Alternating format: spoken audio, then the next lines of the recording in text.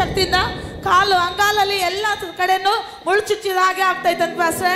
ಅವರು ಏನ್ ಮಾಡ್ಬೇಕು ಗೊತ್ತಾಗದೆ ಅನಾಯಿಂಟಿಂಗ್ ಆಯಿಲ್ ಹಚ್ಕೊಂಡ್ರೆ ಕಡಿಮೆ ಆಗ್ತದಂತ ನೀವು ಪ್ರಾರ್ಥನೆ ಮಾಡಿಕೊಟ್ಟಾಗ ಅವರು ಹಚ್ಕೊಂಡಿದ್ದಾರೆ ಪರಿಪೂರ್ಣತೆ ಅಂತ ಎಲ್ಲ ಚುಚ್ಚುವಿಕೆ ಹೋಗಿದೆ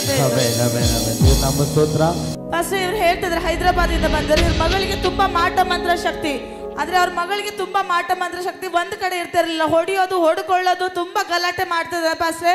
ಆದ್ರೆ ಇಲ್ಲಿ ಬಂದಾಗ ಕ್ರಿಸ್ಮಸ್ ಅಲ್ಲಿ ಬಂದು ನಿಮ್ ಕೈಯಿಂದ ಪ್ರಾರ್ಥನೆ ಮಾಡ್ಕೊಂಡು ಹೋಗಿದ್ದಾರೆ, ಪರಿಪೂರ್ಣತೆ ಮಗಳು ಶಾಂತಿ ಆಗಿದ್ದಾಳೆ ಅಂತ ಹೇಳ್ತಾ ಇದ್ದಾರೆ ಪಾಸ್ಟ್ರೆ. ಮಗಳು ಹೇಳ್ತಾ ಇದ್ದಾರೆ 10 ವರ್ಷದಿಂದ ಮಾಟ ಮಂತ್ರ ಶಕ್ತಿಯಿಂದ ತುಂಬಾ ಬಳಲ್ತಾ ಇದ್ರು.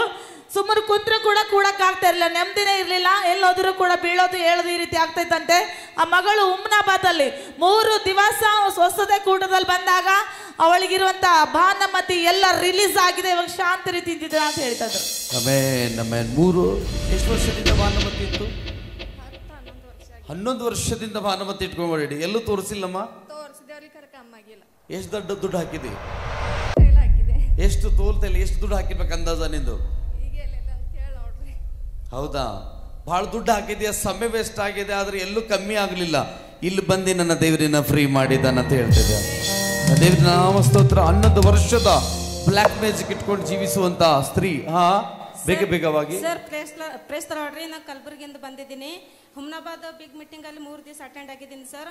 5 ವರ್ಷದಿಂದ ಹಿಂಗೆ ಅಂಗತ್ ಮಲ್ಕೊಂಡ್ರೆ ಹೋಳಾಗ್ತಿದ್ದಿಲ್ಲ, ಹೋಳಾಗ್ರೆ ಅಂಗತ್ ಆಗ್ತಿದ್ದಿಲ್ಲ.